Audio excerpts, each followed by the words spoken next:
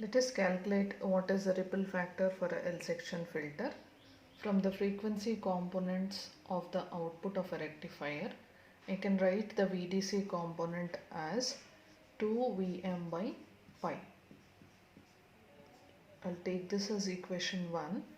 Then if RL is the resistance which is connected in the circuit and XC is the reactance of the capacitor, here in this L section filter, if we have the resistance as well and the capacitance connected in parallel to one another. So therefore, if XC is much less than RL, actually the capacitor as well as the RL, the effective value of resistance, we get it as 1 by R is equal to 1 by XC plus 1 by RL. Now because these two are connected in parallel, we write this equation, and in such a case when XC is much smaller than RL, so the total effective resistance I can approximately write it as 1 by XC. So therefore the effective value of resistance when for the parallel combination of capacitor and the resistor can be written as 1 by XC. So therefore the voltage drop across resistance I can take approximately equal to the voltage drop across the capacitor. Now moving on, we'll see the harmonic component, that is the maximum value of the AC component. We consider only the first harmonic component.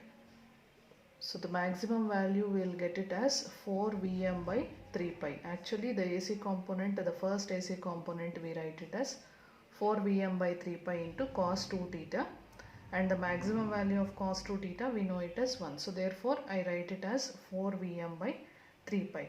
Now the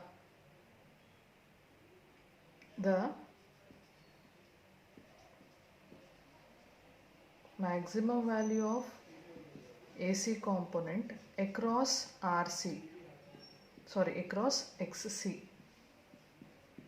that is across the capacitor C, can be written as 4Vm by 3 pi into XC by the total resistance, that is XC plus XL. We have an inductor also connected in the circuit. So the total resistance will be XC by XC plus XL.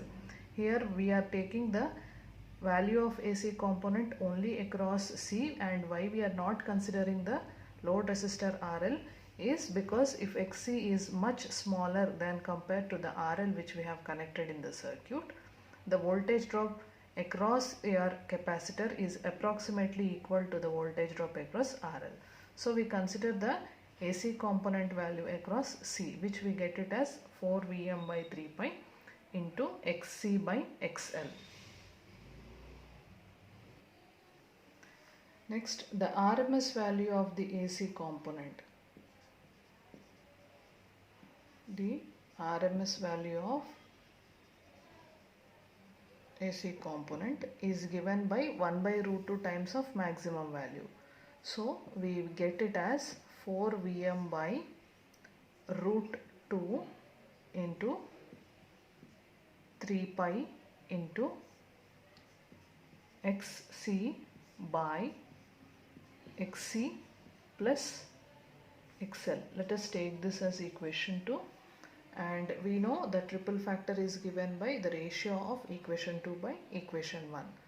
So by substituting these, I can write it as 4Vm by, this I will write it as 3 root 2 pi into, we have XC by XC plus XL into, I will write this in the numerator as pi by 2Vm.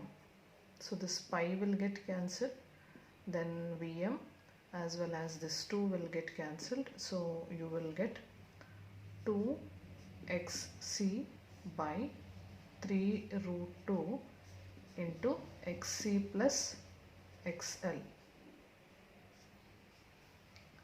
If I consider that the reactance of inductor is much greater than the reactance of capacitor, I can neglect the xc in the denominator, so I will write only xl, and this root 2 also will get cancelled. So therefore I can write this as,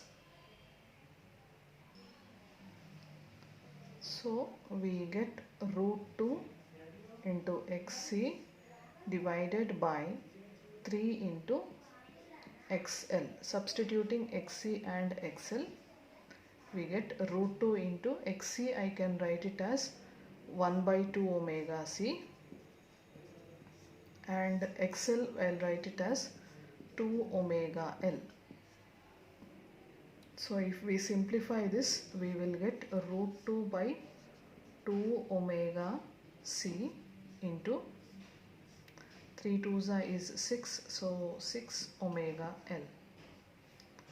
So this 2 I can cancel, so I will write 1 by 6 root 2 to omega square LC. So this is the value of ripple factor for an L section filter.